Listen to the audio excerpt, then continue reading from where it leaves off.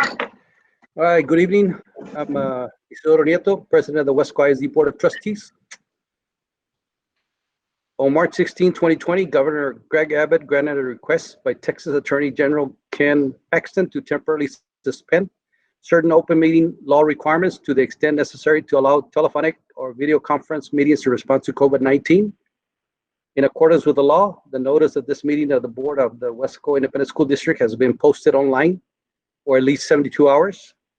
Although members of the board are not gathered in a central physical location, there will be a quorum in attendance at this meeting by video conference or telephone call. The board is meeting by the use of Google Meets and telephone transmission, which allows two-way communication for members of the public during public comments. The live audio of this meeting is being broadcast live and online. As we would in any person meeting, members of the public who have followed the instructions on the meeting notice for registering to speak during the public comments portion will be called at the telephone number they have provided to speak up for 5 minutes. All other meeting procedures will adhere to board adopted procedures to the extent possible. A recording of this meeting is being made and will be available to the public at a later date. We apologize in advance for any unforeseeable difficulties and ask for your patience as we navigate these conditions. The time is now 6:02, and I call this special board meeting to order. I will now call the name of each board member who will acknowledge their presence by saying here. Mr. Erasmo Lopez. I'm here. Okay. Dr. Richard Rivera is not present today. Mr. Kennedy. I'm present. Dr. Jaime Rodriguez. Here. Mr. Gonzalez. I'm here. Coach Armando Cuellar. Here. And the minutes shall reflect that I'm also present, that the records show that a quorum of board members are in attendance. Before we start the meeting, I would ask for a moment of silence for Mr. Erasmo Lopez and on the loss of his mother. So a minute of silence for Mr. Lopez.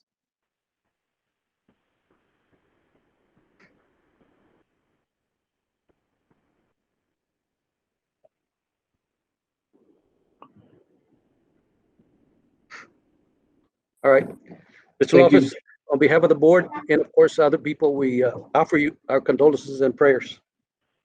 Thank you. Thank you. I just want to say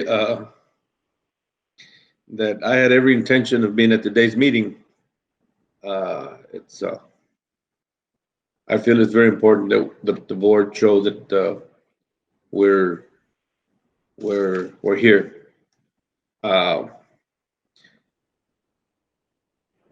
Thank you for that moment, and I appreciate it.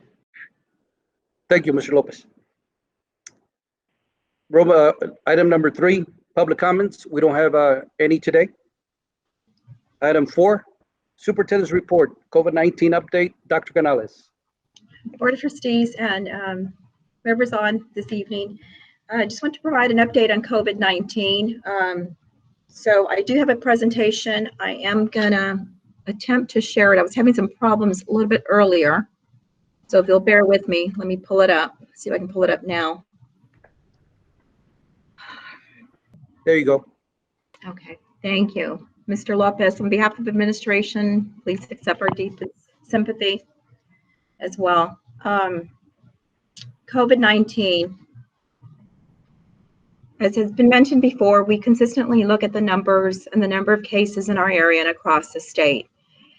We've been looking at them from week to week now, Board of Trustees, and as you can see from our last meeting on the 29th, which was just a few days to August 1st, 2020, the cases continue to increase in the county and the state. So it's something that we know is on your minds, and it's always on our minds too, as we open up and begin to think about teaching and learning for this academic school year. And speaking of this academic school year, you know, our goal from our teachers to our bus drivers to our food services is we want to start the school year day one, and we know it's going to have to be online strong. You know, our district For 5 years, Board of Trustees, you have invested over $4.7 million in technology and about $1 million this summer for the new school year. When COVID-19 hit us, your direction to us in support of our goals and our students and our community was create the best remote way for children. And so we want to thank you for that. Again, 4.7 million in 5 years and 1 million over the summer for this year. And because of the investment over the years, we do have enough devices, Chromebooks and devices, where we can be one-to-one, one for every single student. And you've also, Board of Trustees, approved hotspots for those students in our neighborhoods where even if the parent wanted internet, access to the internet, there's just not a service provider right now. So we're very appreciative of that. That's going to help us be day one online strong. Mrs. Brewer and her wonderful staff, counselors and social workers have really, really worked hard on that whole known, valued, and inspired and the social emotional learning. We know our students are missing a sense of normalcy just like we are. And they're going to miss out, starting a school year without seeing your friends, without thinking it that night before school starts, that anticipation of what the year's going to be like, all that hope, dressing in the morning, getting to school, seeing their friends, getting to know their teachers. They're missing out on that. But we as adults are missing out on so much too. We miss our students, we miss each other. Everything we do these days is in a virtual world. So the whole known, valued, and inspire for our students and for our staff. So Mrs. Brewer will be sharing information in the board update, and we'll also be sharing it perhaps the next board meeting on what we're doing to meet the affect needs of students and staff. Then again, Board of Trustees, you've been strong supporters of the complete educational program. One of you mentioned that last week when we met. We pride ourselves on almost 100 years of excellence in Weslaco. And we've not only been about strong academics, we're about strong when it comes to physical fitness and athletics and character education. And when it comes to music and dance and visual arts and theater arts, we want the complete packet because we know that it's well-rounded children who have the complete experiences that have the greatest chances in life of not just getting to college, but completing college and securing that first job, that first dream job. So that's really, really important. And then the other piece that I wanted to talk about for Online Strong, and I'm going to turn this over to Scott Omdahl, who's online with us this evening, is a beautiful job that our IT department has done, not just with the Innovative Teaching Day that has been happening for a couple of years, and the blended learning. We were chosen by Raise Your Hand Texas to be a pilot for blended learning, but also just the technology trainings that have happened that where you fully utilize technology to create the semblance of a classroom through this remote world that we find ourselves in. So Scott, are you available? Yes, ma'am. If you'll highlight. Good evening, members of the board. The last few years, we've kind of pulled back a little bit, and we were really focusing on the teaching and not as much on the technology, making sure that we were using the technology as a tool. We did a lot of personalized blended learning. We've been very successful with that, and I think that has transitioned very well to the online environment. But we did realize with just the nature of the technology needs for an online environment, Ms. Julie Kelly, with some input from other members of the district, created some courses that focused on the tools of online learning. Specifically Google Classroom, which is the way we were organizing classroom experiences, assignments, and communication. Google Meet, which was really important because that's the closest thing to live teachers can get with students. So they were doing lots of web meetings. And then Screencastify, which was a tool for teachers to, when they can't meet with students, to create a presence, a recording of them teaching a lesson that students could watch it and rewatch it as necessary. And this was kind of the core of a significant staff development effort this summer. We had over 800 educators complete 3 courses, 9 to 12 hours of staff development that we think this combined with the other staff development we've given in the past lays a really great foundation for continued success with our remote learning.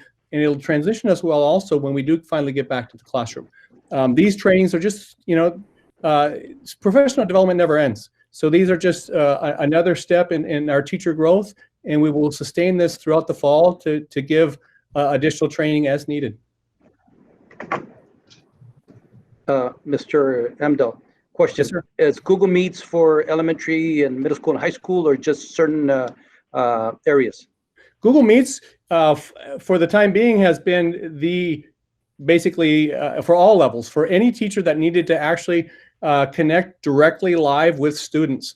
Now we are going to transition because Google Meets has a great feature set, but Region 1 offered us licensing for the Zoom platform, which is a little more robust. It has some features such as breakout sessions so that a teacher could meet with a group of teachers and have a tutor in the room, online, of course, and that tutor could actually break out, take a couple kids into another virtual room and actually help remediate or reteach and then come back to the large group, which is an amazing feature, very flexible feature that the Meets currently does not have.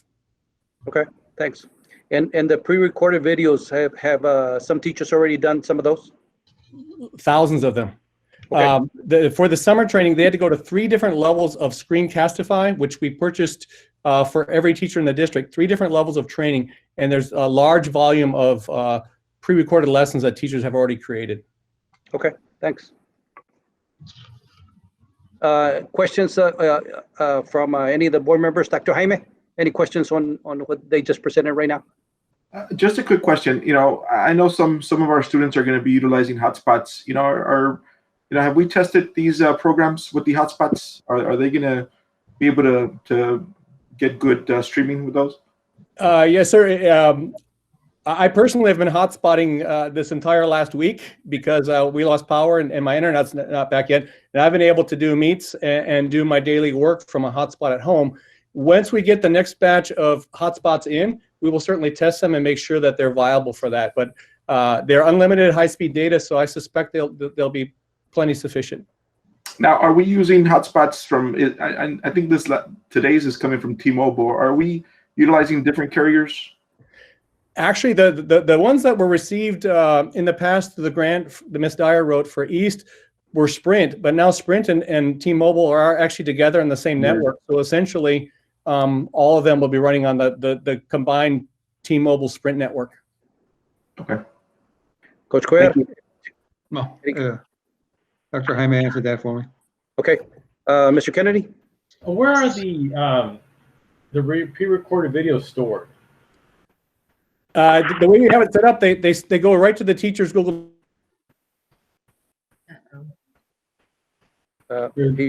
He froze, Mr. For an assignment. They're not in a public repository for public access. They're in each teacher's individual drive. Okay, are we able to pull those since, does the district own them? Absolutely. They were created by teachers that were teaching for the district, so absolutely. So I think maybe where you might be going potentially to create a repository maybe of those videos. Yeah, I think what we really need is throughout the district. maybe like the best of the best later on.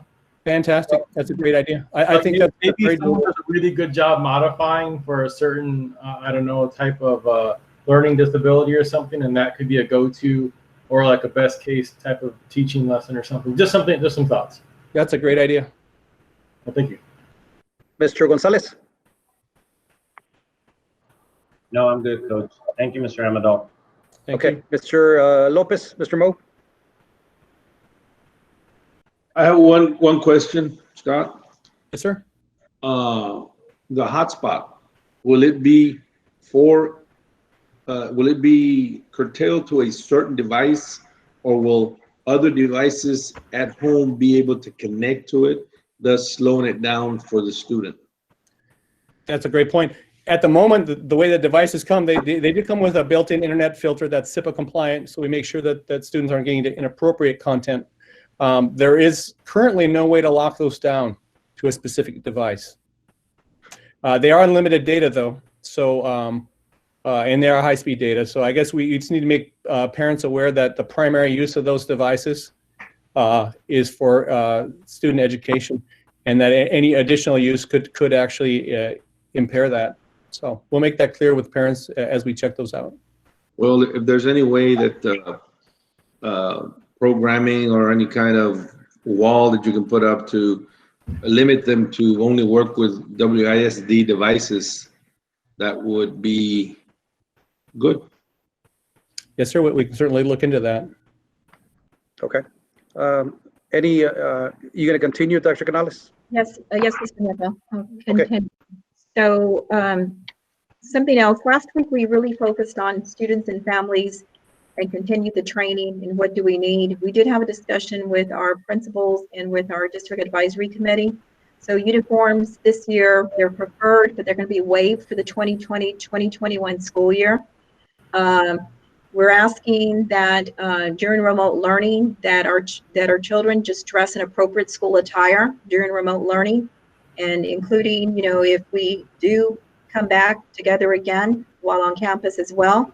And there is a dress code. There will be a dress code in the student handbook. There is one in the handbook from last year to look at. So this is just an announcement about uniforms preferred, but we're waiving them for the 2020-2021 school year.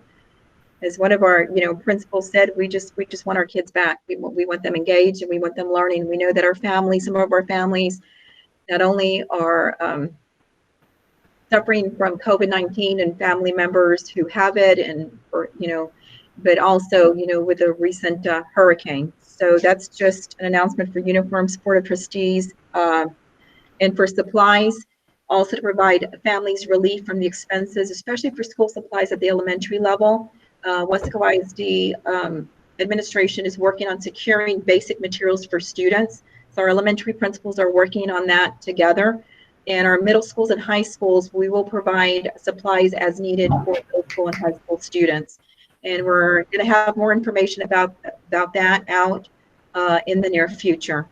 So we're providing the devices for children. We're providing the hotspots for families that do not have internet connectivity, and we're providing some basic supplies so that we are day one strong.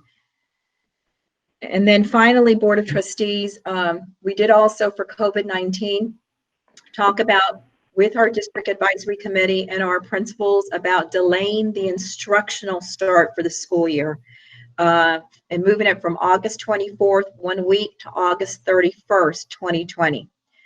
And this again is for students only, which would mean students' instructional year would be from August 31st all the way to May 27th, 2021. That last week in May, we've had enrichment week, would now become an instructional week. This also changes a little bit the 6 weeks periods. It does not, the August 31st does not, as far as what we've looked at, impact teacher and staff work calendars. It's just the instructional calendars for students. And dual enrollment students, students in classes would begin classes according to the FCC or UPRTV calendars. In talking to our teams on the district advisory committee and our principals, this would help support that day one online strong and teacher planning for that. It would support teachers developing relationships in the community building in this virtual world with students who are going to be in their classes, and also the expectations for remote learning. And it would help with the district making sure that we're ready to disseminate not just the devices, and we've gotten the headphones or the headsets with the headphones and the microphones for students. Remember, we ordered the mice, over 10,000 for an elementary and middle school students. It would help that week to make sure that we get all the resources in the hands of students along with the school supplies, so our students can join us in that day one strong instruction. So that's a little bit for the COVID-19 updates and things that have transpired that transpired last week. Okay, so any questions? I'll start with Mr. Lopez on the last two slides.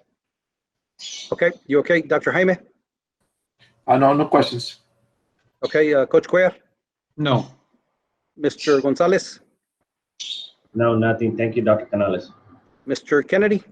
When you communicate about the uniforms being waived, what language are you going to use? Are you going to say they're waived or they're preferred? What have you thought about that? Yeah, we do have a message out. I don't have it in front of me. I can find it that we're ready to do. So give me 1 second to pull it up. So I can read exactly what we want to say.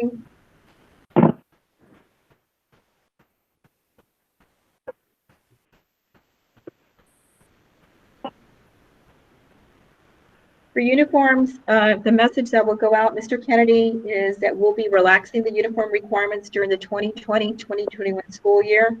While wearing uniforms is still welcomed and encouraged, district administration understands that this requirement may be an additional burden due to the COVID-19 pandemic and Hurricane Hannah. And if the student will not be wearing uniforms, to ensure that they wear school appropriate attire during class time, whether it's remote or in person. Okay, I think that was pretty clear. Thank you very much. So I think overall, we're in the right direction.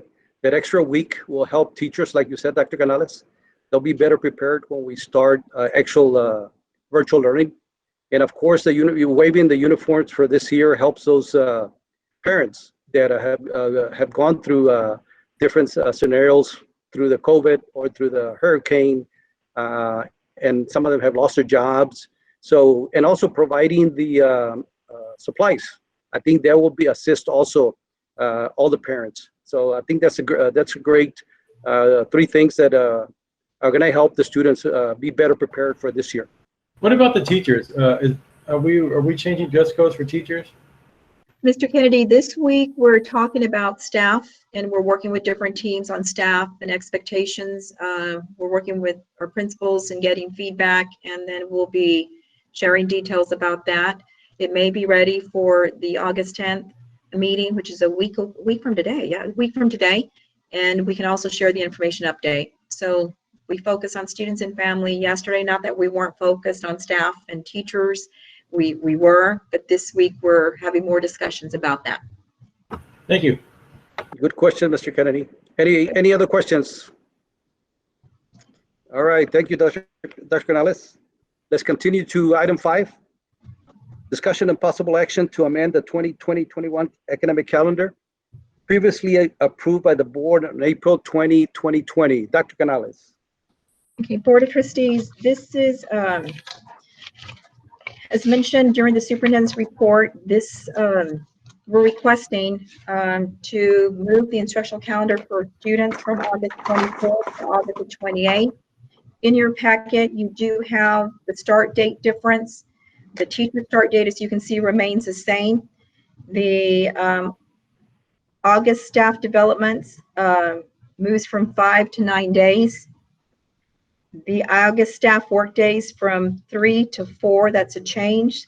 You have some changes in the 6 weeks period that you can see there.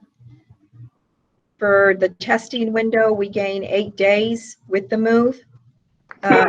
Week is the other major change. There is none. And the instructional days for the student, there's one less with the move. Total teacher days remains the same as 187. The last day of school is May 27th, stays the same, and the last teacher work day is May 28th. So Board of Trustees, we are recommending that you approve the amended 2020-2021 academic school calendar due to the COVID-19 pandemic. And of course, I'd like to say, just in light of the current COVID-19 pandemic, if the Texas Education Agency mandates or provides direction on adjustments to the calendar, additional adjustments, we will initiate another amendment at that time. So we have a motion by Mr. Kennedy. I'll second that.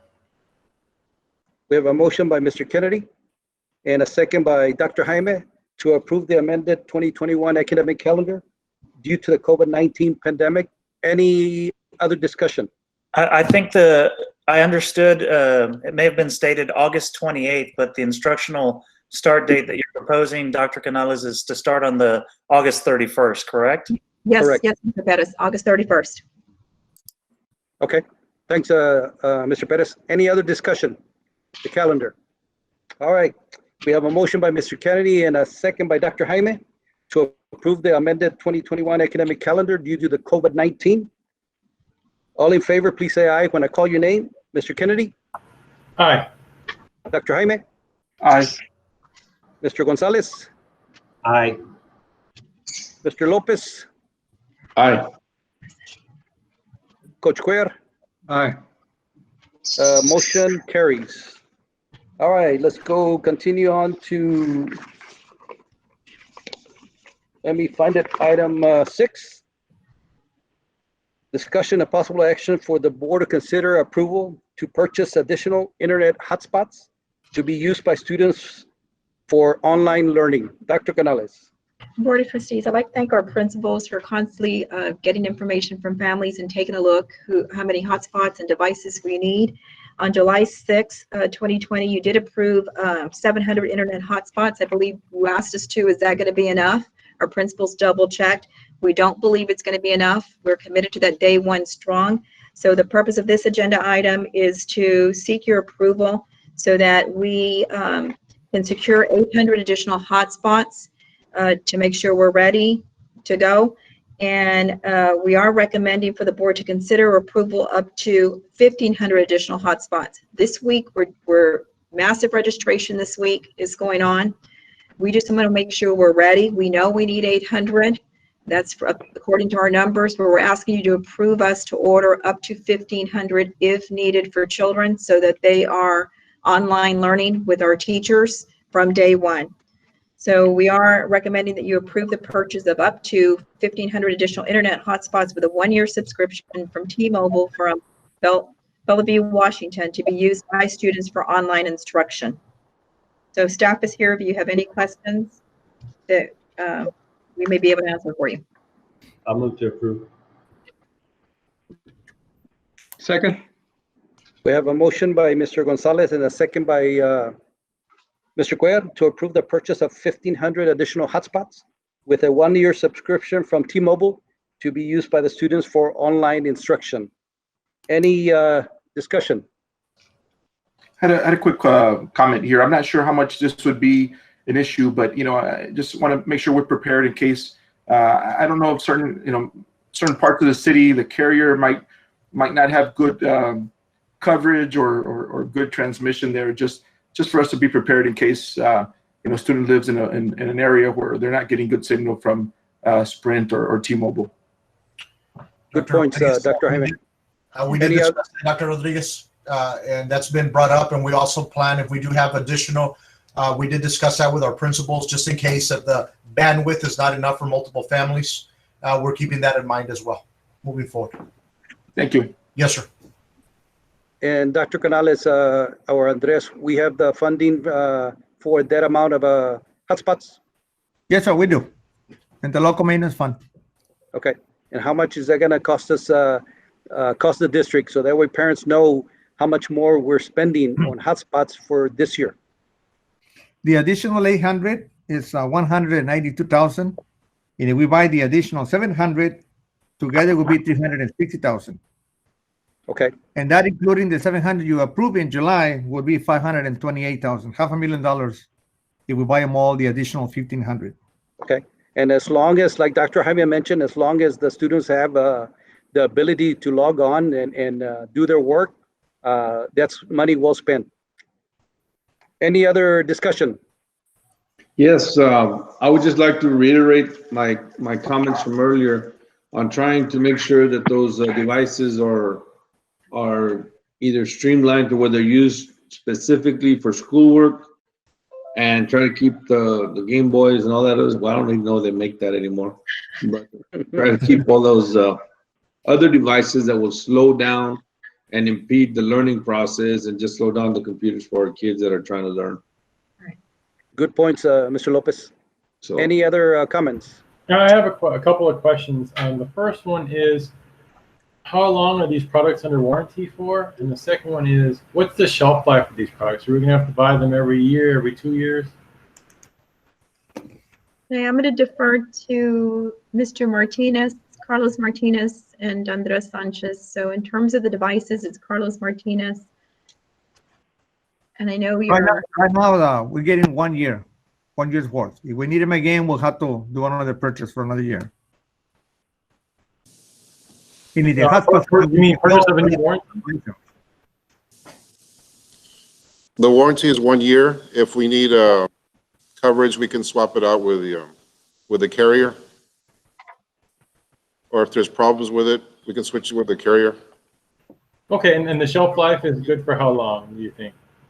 We don't own the equipment, so okay. During 1 year, we just use it. If we don't continue the contract, we return it. Okay, that clears it up. Thank you both. All right, so we have a motion by Mr. Gonzalez and a second by Coach Cuellar to approve the purchase of 1,500 additional hotspots with a one-year subscription from T-Mobile to be used by students for online instruction. All in favor, please say aye when I call your name. Mr. Kennedy? If I may say something? Yes, sir. With the motion to approve up to 1,500? Correct. Okay, sorry. Yes. Yeah. Okay. Mr. Kennedy? Aye. Dr. Jaime? Aye. Mr. Gonzalez? Aye. Mr. Lopez? Aye. Coach Cuellar? Aye. Motion carries. Good meeting, quick meeting. Again, Mr. Lopez, we wish you our condolences and prayers to you and your family on your loss of your mom. On behalf of all the board members, and of course, on behalf of anybody that's logged on, they value your friendship, and we value you and your family. I thank you all, and my mother's in a better place. She's resting peacefully and in the glory of God. Thank you all for your thoughts and your prayers. All right, adjournment, Mr. Gonzalez. So moved. All right, it is 6:33, and we adjourn this meeting. Thank you. Thank Thank you. you. Y'all Bye. stay safe. Stay safe. Hey, guys. Stay safe.